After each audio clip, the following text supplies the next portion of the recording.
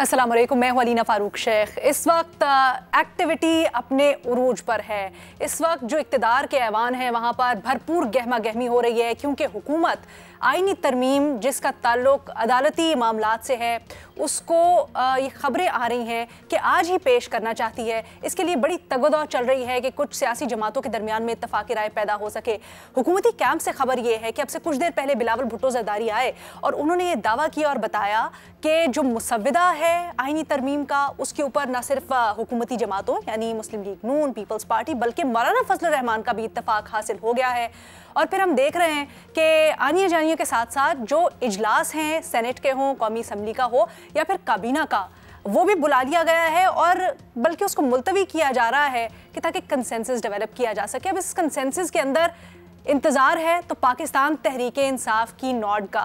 पाकिस्तान तहरीक इंसाफ ने आज बानी पीटीआई इमरान खान से मुलाकात की, 5 रुकनी वफ्द गया और उसके बाद ख़बर ये लेकर आए कि वो जो मुलाकात है वो अधूरी रही। खान साहब ने अपने शिकवे शिकायत भी किए, जब उनसे मुलाकात नहीं हो रही थी तो जेल में उनके साथ क्या उनके मुताबिक रवैया था उसकी, लेकिन जब उनसे आईनी ड्राफ्ट के ऊपर बात हुई तो ये दावा किया जा रहा है बैरिस्टर गौहर की जानिब से कि उन्होंने कहा कि जी ये संजीदा मामला है, इसके ऊपर इंगेजमेंट जारी रखें। लेकिन गौहर साहब ने बताया कि खान साहब ने कहा कि चार लोग जिनमें उमर अयूब, शिबली फराज, अहमद बच्चर और अली अमीन गंडापुर साहब हैं, इनसे मेरी मुलाकात करवाई जाए, फिर ही किसी नतीजे पे पहुंचेंगे। और गौहर साहब ने यह भी कहा कि जब तक खान साहब हमें फाइनल नॉड नहीं देते, खान साहब की जो फाइनल मर्जी है उसकी बगैर हम कुछ डिसाइड नहीं कर सकते, हम इस आईनी तरमीम को वोट नहीं दे सकते। लेकिन एज वी स्पीक इस वक्त मौलाना फजलुर रहमान से मुलाकात हो रही है पाकिस्तान तहरीक इंसाफ के इसी 5 रुकनी वफ्द की, और वहाँ से क्या निकल कर आता है, क्या ये मुशावरत के बाद कोई प्रेस कॉन्फ्रेंस भी होगी या कुछ मजीद हिकमत अमली बताई जाएगी, उसका भी हमें इंतजार है। जैसे ही कुछ अपडेट होती है वो भी आपके सामने हम रखेंगे। लेकिन अब यहाँ पर दिलचस्प सूरत हाल ये बन गई है कि हुकूमत की तरफ से ऐसे इशारे मिल रहे हैं कि वो आज ही पास करना चाहती है, बल्कि आज ही पेश करके पास करवाना चाहती है जो तरमीम है। जो ट्विटर है गो के उसके ऊपर पाबंदी है, लेकिन फिर भी वहाँ पर माहौल बड़ा गर्म है। ये दावे किए जा रहे हैं बार बार रहनुमाओं की जानिब से कि विद और विदाउट यू आज तो कुछ ना कुछ होने वाला है। तो ज़रा अपने तज्जियाकारों से ये पूछते हैं कि अगर इत्तफाक़ राय नहीं होता तो इस सूरत में क्या आज ही तरमीम पास करवा लेना हुकूमत का दुरुस्त फैसला होगा? हमें इस डिस्कशन के लिए ज्वाइन कर रहे हैं इरशाद भट्टी साहब, मज़हर अब्बास साहब, बेनज़ीर शाह साहिबा और फ़खर दुरानी साहब भी हमारे साथ मौजूद हैं। गुफ्तगू को तो आगे बढ़ाएंगे, लेकिन भट्टी साहब आपसे सबसे पहले ये जानना चाहते हैं, बड़ी अंदर की खबरें होती हैं सर आपके पास, ये जो पाकिस्तान तहरीक इंसाफ का वफ्द गया है, क्या हुआ है? क्या खान साहब ने वाकई में भी कोई हतमी जवाब नहीं दिया या फिर कुछ खबर है? मैडम शेख, हैरत अंगेज़ तौर पर हालांकि तवक्को ये की जा रही थी कि इमरान खान साहब इस पर इनकार कर देंगे या बिल्कुल स्ट्रेट फॉरवर्ड नो कर देंगे, लेकिन इमरान खान से जो हामिद रज़ा की, सलमान अकरम राजा की, बैरिस्टर गौहर असद, कैसर अली ज़फ़र की जो मुलाकात हुई 45 मिनट की, उसमें 20 मिनट तो इमरान खान ने अपना हाल अहवाल सुनाया कि 5 दिन से बिजली नहीं है, 2 हफ्तों से ना अखबार है, ना टीवी है, ना वर्जिश है, 2 हफ्तों से मैं बाहर के हालात से लाइल्म हूँ। और बहनों की गिरफ्तारी का भी इन्होंने ही बताया उनको, तो उन्होंने कहा कि मुझे अफसोस हुआ है। और अली अमीन गंडापुर पर तमाम उन सारी बातों का उन्होंने रद्द कर दिया और एतमाद का इज़हार किया और मौलाना साहब की दिल खोल कर तारीफ़ की और कहा कि चूँकि ये मामला बड़ा संजीदा है तो KP के कायदे ऐवान अली अमीन गंडापुर, सेनेट के अपोजिशन लीडर शिबली फराज, कौमी असम्बली के उमर अयूब और पंजाब असम्बली के अहमद खान भच्चर को बुलाएं, इनसे भी मुशावरत करूँगा। मतलब सोमवार को दोबारा मुलाकात और फिर मौलाना साहब से मुलाकात और फिर कोई हतमी फ़ैसला। लेकिन जो सबसे अहम चीज़ इसमें निकली वो ये है कि उन्होंने कहा कि मुशावरत जारी रखेंगे, इनकार नहीं किया। और गो के हल्की फुल्का डांटा भी, वो नहीं डांटा जो खबरें आ रही हैं, लेकिन हल्का फुल्का डांटा उन्होंने कि 16 दिन उन्होंने कहा कि आप जो कारगुजारी सुनाई पाकिस्तान तहरीक इंसाफ ने उस पर उन्होंने हल्का फुल्की क्लास ली, लेकिन मेन चूँकि एजेंडा ये था ये आईनी तरमीम का और जो बाहर के हालात उन्होंने बताए, तो उन्होंने फिर कहा कि हम मुशावरत जारी रखेंगे। नहीं, अगर उस चीज़ के ऊपर नहीं डांटा जो कहानी सुनाई जा रही है तो फिर क्या डांटा? ये वो तहरीक इंसाफ के अपने जो क़यादत है कि उन जब बताया गया कि इज्तिजाज और फिर सारा कुछ बताया गया तो बाकी कहाँ थे और वो क्यों नहीं आया और वो क्यों नहीं आया, इस पर वो सारी बातें हुई। और लेकिन ये बड़ा अहम है कि उन्होंने कहा कि मुशावरत जारी रखेंगे, मतलब कंसीडर कर रहे हैं। और ये इसमें बहुत कम चांसेस हैं कि पाकिस्तान तहरीक इंसाफ जो आईनी तरमीम का मुसवदा है इसके साथ जाएगी। लेकिन ये भी बड़ी हैरत अंगेज़ बात है कि इमरान खान ने कहा कि हम मज़ीद मुशावरत जारी रखेंगे। अब मैडम शेख, जो आपका सवाल था कि इत्तफाक़े राय ना हुआ तो क्या आज तरमीम पास करवा लेने का फ़ैसला दुरुस्त है? मैं कहता हूँ कि आज नहीं, कल भी दुरुस्त नहीं है।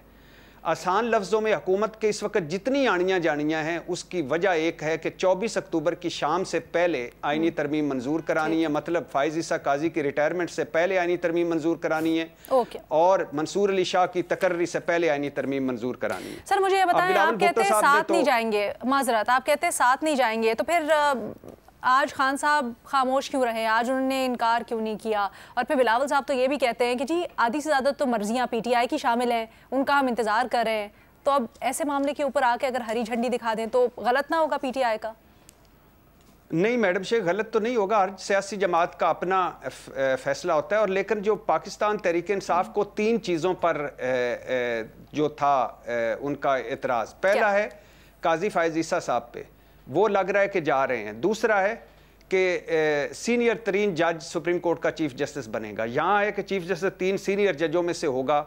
और तीसरा है एक्सटेंशन चीफ इलेक्शन कमिश्नर की। ठीक है। तो अब अगर चीफ जस्टिस 3 सीनियर जजों में से होगा मैडम शेख, तो मतलब यानी इसका है कि हुकूमत या पार्लियामेंट चीफ जस्टिस बनाएगी। मतलब हर 3 साल बाद चीफ जस्टिस बनने या बनाने की दुकान खुल जाया करेगी। मतलब लॉबिंग, जोड़ तोड़, सिफारिशें, मतलब अदलिया आज़ादी ख़त्म, अदलिया खुद मुख्तारी ख़त्म, मतलब SHO और पटवारी लगवाने के लिए सिफारिशें करने वाले और सिफारिशें ढूंढने वाले आप सुप्रीम कोर्ट का चीफ जस्टिस बनाएंगे। और उनकी अपनी जो इस कमेटी में होंगे उनका काबिलियत का मयार वो भी कोई पता नहीं हो जाएगा बेसिकली। मतलब लेकिन सर ये आपकी बड़ी दिलचस्प बात है जिसको मैं आगे लेके जाना चाहती हूँ। जरा इसके ऊपर मजीद सवाल भी आपके पास वापस आऊंगी, टेंशन नहीं लेनी आपने। लेकिन फकत भट्टी साहब ये कहते हैं कि खान साहब ने ना नहीं की, इस चीज़ को एज अ पॉजिटिव साइन लेना चाहिए। तो आप क्या समझते हैं, खान साहब ने ना नहीं की, इसका कैसे तज्जिया होना चाहिए? क्या इसको ये समझा जाए कि कुछ ना कुछ गुंजाइश है या क्या? अलीना, मैं ये समझता हूँ कि ये इमरान खान की तरफ से और पीटीआई की तरफ से एक बड़ी जो डिलेइंग टैक्टिक है, ये उसके तौर के ऊपर ये इस्तेमाल किया जा रहा है कि ये टाइम गेन किया जाए 1-2 दिन, क्योंकि इनको भी पता है कि ये हुकूमत के पास टाइम बड़ा शॉर्ट है। अगर ये आईनी तरमीम मंजूर भी हो जाती है तो उसके बाद का भी एक प्रोसेस है 1-2 दिन का, जिसके लिए हुकूमत को वक्त चाहिए।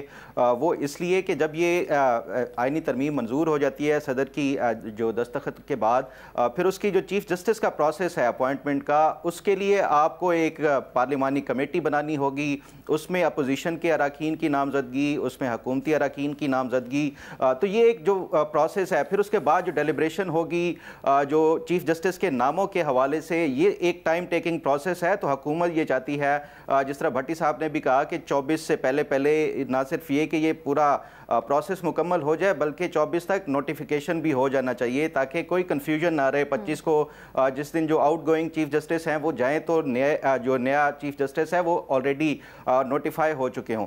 तो ये हुकूमत के पास, जिस तरह बिलावल भुट्टो जरदारी साहब भी कह रहे हैं कि उनके पास टाइम नहीं है। आज का दिन जो है वो मौलाना फजलुर रहमान का, तो उन्होंने वो बता दिया कि जो उनका ड्राफ्ट है हमारा वही ड्राफ्ट है। पीटीआई के हवाले से मैं ये पहले दिन से ये समझता हूँ कि पीटीआई किसी सूरत भी इस आईनी जो तरमीम है उसमें वोट नहीं देगी किसी भी हवाले से। और जहाँ तक बात रही कि क्यों नहीं देगी, तो उसके हवाले से भी आपने मीडिया के ऊपर ये भरपूर इस हवाले से खबरें चली हैं कि जो पोस्ट 25 अक्टूबर है वो क्या सिनारियो बनने जा रहा है। तो इमरान खान को इस हवाले से बड़ी तवक्को है कि अगर ये हुकूमत नाकाम होती है तो फिर उसके बाद का जो सिनारियो आपके सामने है, जो ये इस तरह की खबरें चलती रही हैं इलेक्शन ऑडिट के हवाले से हो या जो नए इलेक्शन कराने के हवाले से, तो इमरान खान को तो ये सूट करता है कि जितना डिले करा सकते हैं वो करा लें और 25 अक्टूबर आ जाए। तो जहाँ तक बात है कि क्या आज ये हुकूमत कामयाब हो जाएगी आईनी आईनी तरमीम, तो मैं ये समझता हूँ कि आज मुश्किल लग रहा है हुकूमत की तरफ से, और उसकी रीज़न यही है कि नंबर गेम वाला, जिस तरह पहले हुकूमती अरकान भी कह रहे हैं, बाकी भी ये सारे कह रहे हैं कि नंबर का कोई मसला नहीं है, वही इत्तफाक राय वाली बात है। उसके लिए मैं ये समझता हूँ कि ये हुकूमत की तरफ से और मौलाना फजलुर रहमान दोनों की तरफ से शायद ये एक फैसला किया गया है कि वो पूरी अतमाम हुज्जत कर लें जितना, ताकि ये एक तासुर ना मिले कि हुकूमत ने जल्दबाजी में किया है। जितना इनकी तरफ से ये कोशिश हो सकती थी इन्होंने डिले करके ये सारा किया है। तो आज मुझे नहीं लगता कि ये दोनों ऐवानों से मंजूर हो जाएगी आईनी तरमीम। इसको कल तक मैं ये समझता हूँ कि ये कल तक जाएगा ये मामला सारा। ये कल तक ही आपको लगता है? एक दिन के अंदर क्या हो जाएगा इतना, या एक दिन की डिले से हुकूमत को क्या हासिल हो जाएगा? देखिए अलीना, इसमें हासिल वही बात कि ये एक मैसेज ये भी देना चाहते हैं कि इन्होंने जल्दबाजी में नहीं किया। हमने पूरी कोशिश की, हमने पीटीआई के अरकान को इमरान खान से एक्सेस भी दी, उनसे मिला के मुशावरत के हवाले से, लेकिन उसके बावजूद भी पीटीआई नहीं मानी। फिर भी हमने कोशिश की, मजीद टाइम दिया इनको। तो ये एक जो जिस तरह का एक बयानिया जो बनाना होता है कि ये हुकूमत ने जल्दबाजी में कोई काम नहीं किया, पूरा टाइम दिया है अपोजिशन की जमातों को मुशावरत के हवाले से। अच्छा ये बताएं, क्या मौलाना साहब ऑन बोर्ड है पूरी तरह से, या अभी भी कुछ इब्हाम है इस चीज़ में? देखिए अलीना, मौलाना साहब की आप गुज़श्ता जितनी भी प्रेस टॉक्स हैं, चाहे वो कराची में उन्होंने बिलावल भुट्टो जरदारी के साथ की, या फिर उसके बाद जो इन्होंने लाहौर में नवाज शरीफ साहब की जो ज़ेर सदारत एक इजलास हुआ उसमें किया, मैं नहीं समझता कि ये मौलाना जो है वो इनसे हुकूमत से कोई उनका जो है वो मुख्तलिफ है। वो खुद मानते हैं मीडिया के ऊपर कि ये जो मौजूदा ड्राफ्ट है ये हमारा मुश्तरका और मुत्तफ़िका तौर के ऊपर है। मसला वही है कि वो पीटीआई को ये जब पहले 14-15 सितंबर को लाई गई थी तहरीक, ये जो आईनी तरमीम थी, उस टाइम भी इनको ये टास्क दिया गया था कि वो पीटीआई को ऑन बोर्ड लाएं। अब महीना एक गुजरा लेकिन वो नहीं आई पीटीआई, और ना ही उसने आना, क्योंकि तमाम जो पॉलिटिकल पार्टीज हैं उनकी सियासत का वो है। मौलाना ऑन बोर्ड हैं, पीटीआई को जो है ये जो टास्क दिया गया था, मैं नहीं समझता कि मौलाना इनको मनाने में कामयाब होंगे। अच्छा बेनज़ीर, आपकी क्या राय है? क्या जैसे फ़खर कह रहे हैं, उनकी राय में एक आध दिन इंतज़ार करने की लचक दिखा सकती है हुकूमत? अगर मंडे की बात की जा रही है तो क्या हुकूमत को इंतज़ार कर लेना चाहिए मंडे तक, ताकि खान साहब से मुशावरत हो जाए, बाकी रहनुमाओं की भी, या चल ले आगे, कोई फ़ायदा नहीं है इसका? अलीना, हुकूमत तो जल्दबाजी में है।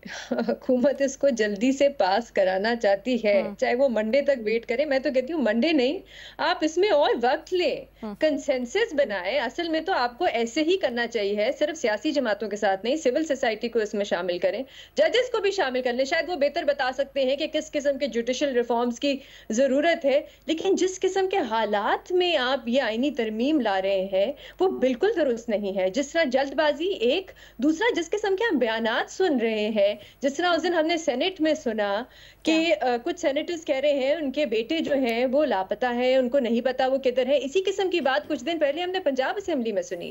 एक पीटीआई की एमपीए हैं और एमएनए हैं, उनके बेटे के बारे में भी ये कहा जा रहा है कि शायद उनका पता नहीं है। मुझे नहीं पता ये बात कितनी दुरुस्त है, लेकिन ये बड़े सीरियस किस्म के इल्जामात हैं। अब वो तो बल्कि पंजाब असेंबली में रो पड़ी कि उनको नहीं पता था पिछले कुछ दिनों से उनका बेटा जो है वो किधर है। तो इन हालात में, इस जल्दबाजी में अगर आप कोई भी काम करेंगे तो वो गलत है, और उससे पता चलता है कि आपकी नीयत क्या है। देखिए, मैं ये जो नया ड्राफ्ट आया है, मैं तो इसको पढ़ के मेरे ख्याल से तो अभी तक हुकूमत का एक ही पॉइंट एजेंडा है कि आपने जस्टिस मंसूर अली शाह को चीफ जस्टिस नहीं बनने देना। चलिए उसको आप 2 पॉइंट एजेंडा कर ले, जस्टिस मुनीब को भी आपने चीफ जस्टिस नहीं बनने देना। और इस ड्राफ्ट में भी घूम फिर के बात वही आ जाती है जो पहला ड्राफ्ट आया था, उसमें भी यही बात थी कि 3 जजेस का पैनल होगा, जिसमें से पार्लियामेंट्री कमेटी जो है वो चुनेगी कि कौन अगले चीफ जस्टिस होंगे। अच्छा, ऑन पेपर तो आपको बिल्कुल लगता है कि ठीक है, कोई इतनी बुरी बात नहीं है, 3 जजेस हैं, तीनों काबिल हैं, उनमें से आप किसी एक को चूज कर लें। लेकिन हमें भी पता है, आपको भी पता है, जो देख रहे हैं उनको भी पता है कि ये मेरिट के बेसिस पे तो नहीं फैसला होगा कि अगला चीफ जस्टिस किसको बनना चाहिए। ये तो पहले से ही हुकूमत ने फैसला कर लिया है कि ना ही जस्टिस मंसूर होंगे, ना ही जस्टिस मुनीब होंगे, जस्टिस याया होंगे। और इसके ऊपर ड्राफ्ट में उन्होंने एक और भी बड़ी मजे की चीज लिखी है, इसमें एक लाइन ऐड की है जिससे मुझे लगता है कि हुकूमत को शायद थोड़ा सा डर है कि शायद जस्टिस याया भी ना माने चीफ जस्टिस बनने के लिए, जिस हालात में ये आईनी तरमीम लाई जा रही है। उन्होंने लिखा है कि अगर वो जज डिक्लाइन करते हैं, नहीं मानते, तो उसके बाद जो नेक्स्ट सीनियर जज होंगे उनको चीफ जस्टिस बना दिया जाएगा। अच्छा, इस ड्राफ्ट में और भी जो चीज है जो अहम है वो ये ऐसा लग रहा है कि अगले चीफ जस्टिस की जो इख्तियारात हैं और जो पावर्स हैं उसको भी डाइल्यूट करने की कोशिश की जा रही है। एक तो जो पार्लिमानी कमेटी है उसमें प्रोपोर्शनल रिप्रेजेंटेशन होगी, मतलब कि हुकूमत और उनके इत्तेहादी जो है उनके सबसे ज्यादा नंबर होंगे। जो जुडिशल कमीशन है अब उसमें हुकूमत की ज्यादा नुमाइंदगी होगी और यही वो जुडिशल कमीशन है जो जजेस का भी फैसला करेगी अपॉइंटमेंट का और कॉन्स्टिट्यूशनल बेंचेस का भी फैसला करेगी। अच्छा, एक तीसरी चीज है, थोड़ा सा आपने मुझे टाइम देना है प्लीज, मैं थोड़ा सा समझाना चाहती हूँ जो मुझे समझ आई है इस मामले पे। तीसरी चीज जो इसमें अहम है, थोड़ा सा कम टाइम ले लें क्योंकि सियासी सवाल मेरे बहुत ज्यादा है आपसे। इसमें अहम है वो ये है कि एवैल्यूएशन की बात की जा रही है इस ड्राफ्ट में कि जजेस की एवैल्यूएशन की जाएगी। अच्छा, इसमें एक लफ्ज शामिल किया गया है एफिशिएंसी, कि चेक किया जाएगा कि जो जज है उनकी एफिशिएंसी है या नहीं है।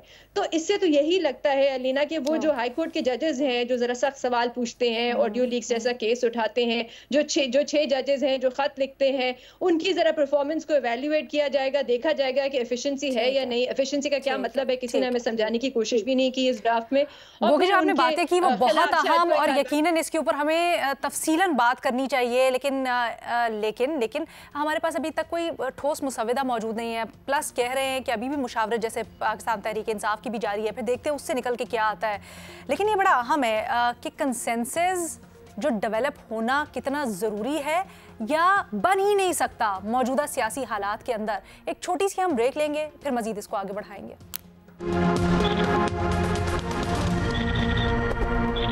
Welcome back. आईनी तरमीम से मुतल्लिक ग्रेटर इत्तफाक राय डेवलप करने की कोशिश इस वक्त की जा रही है और मौलाना फजलुर रहमान की रिहाइश गाह पर इस वक्त पाकिस्तान तहरीक इंसाफ का वफ्द मौजूद है जो कि मुशावरत कर रहा है और जो सेनेट और कौमी असम्बली के इजलास हैं उनको भी आगे कर दिया गया है। अब सेनेट का इजलास 8 बजे और कौमी असम्बली का 9 बजे का वक्त दिया गया है।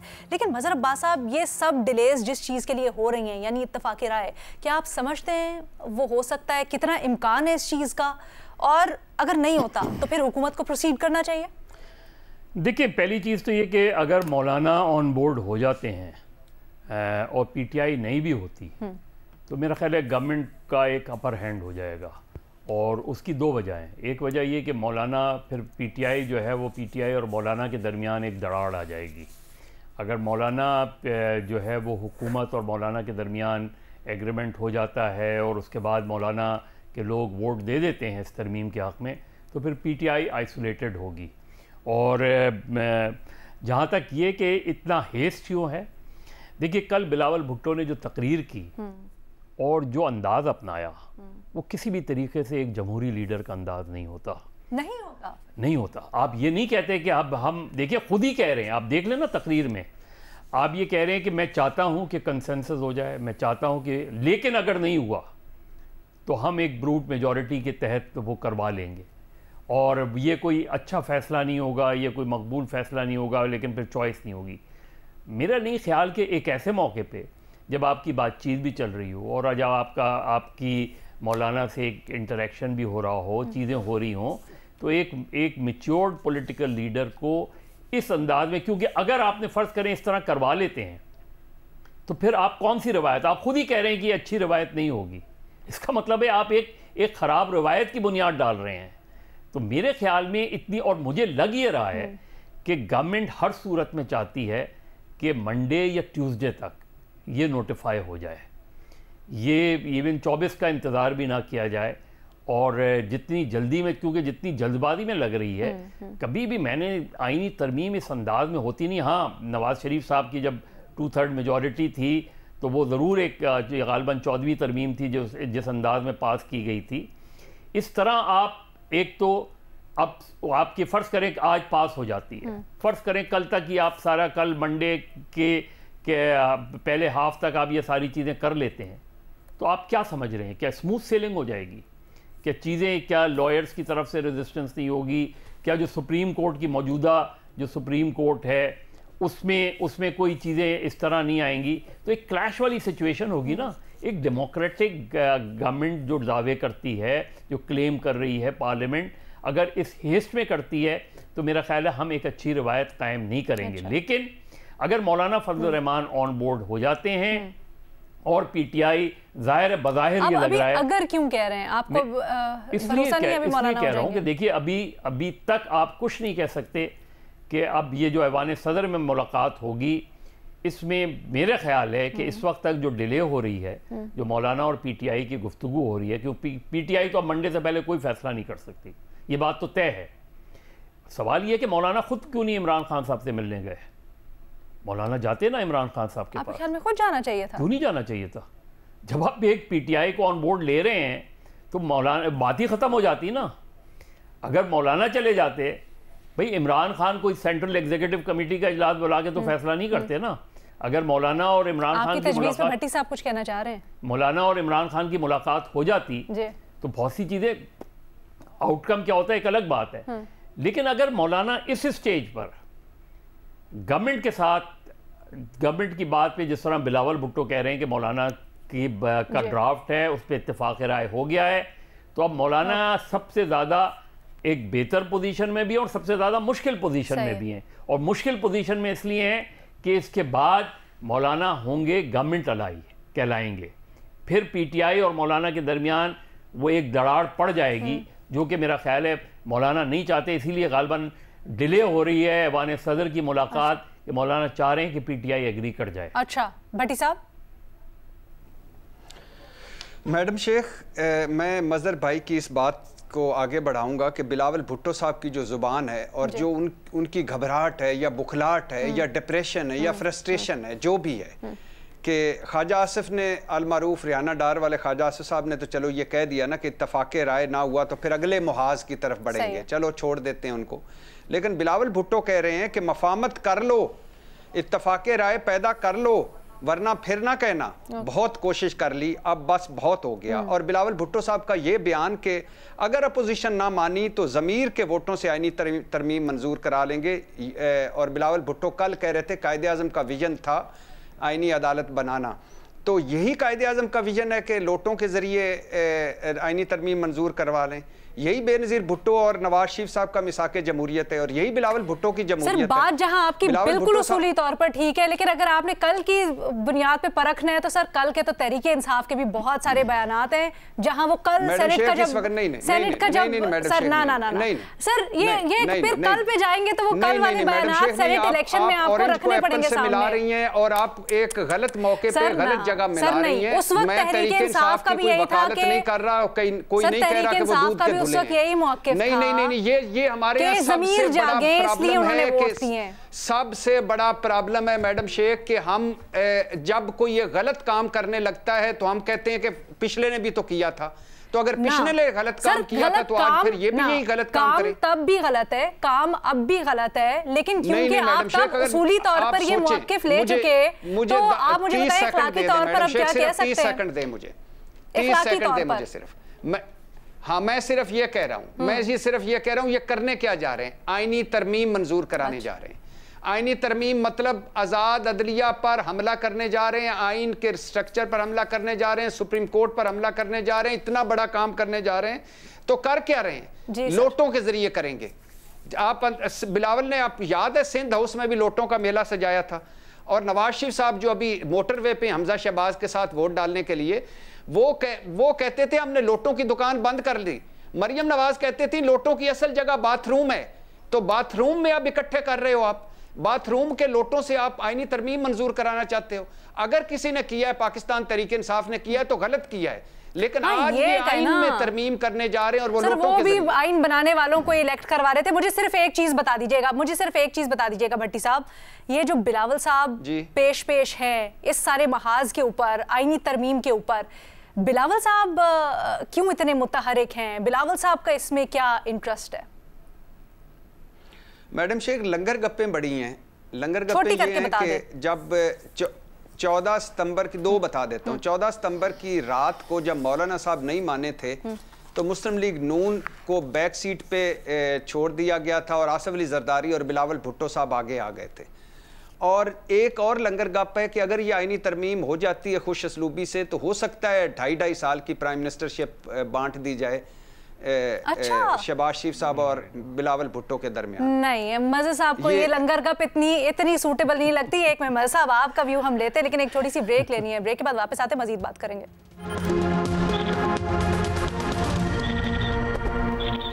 आईनी तरमीम से मुतालिक अगली हिकमत अमली, अगली चाल क्या होती है उसका इंतजार करें हम। इसी दौरान तज्जिया तबसरे जारी हैं।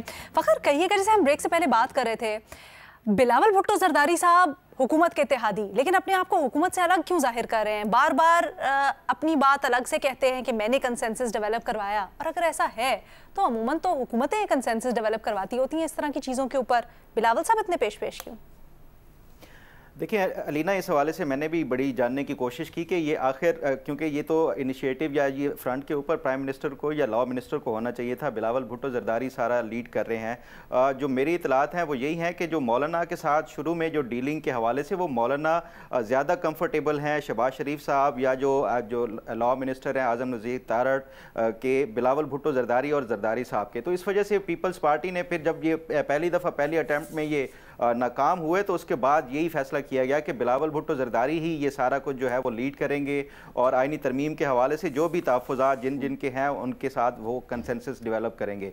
तो बिलावल भुट्टो जरदारी साहब वाली बात तो मेरा ख्याल है कि ये इस वजह से ये इन्होंने फैसला किया था। जहाँ तक बात एक जो मेरे लिए बड़ी अहम है वो मैं ये समझता हूँ, मैं सुन रहा था इरफान सदीकी साहब का एक बयान था जिसमें उनसे ये पूछा गया था कि क्या ये जो फाइनल है 3 नामों वाला जो पैनल का है कि चीफ जस्टिस 3 नामों में से होगा, तो उस पे मैं ये समझता हूं कि वो शायद बड़ा हिंट दिया उन्होंने। वो ये कहते हैं कि ये अभी फाइनल नहीं हुआ कि 3 के नाम का पैनल होगा या 5 नाम वाला जो पैनल होगा। तो मुझे अभी भी यही लगता है कि शायद हुकूमत 3 की बजाय 5 जो नाम है उनके पैनल पे जाएगी।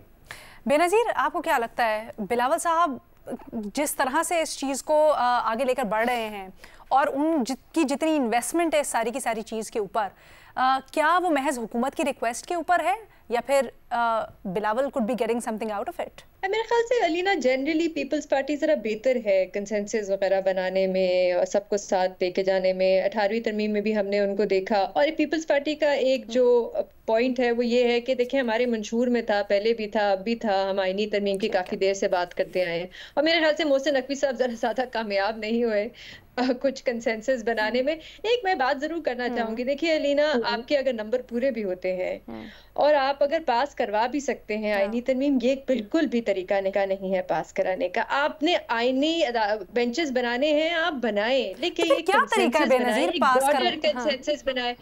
अभी फ़खर कह रहे थे ना होना ही नहीं है पीटीआई ने, वो सिर्फ टाइम बाय कर रहे हैं, वो करेंगे नहीं। देखिए ये जो एक आपने डेडलाइन रखी हुई है, हम सबको नजर आ रहा है, वो 25 अक्टूबर है।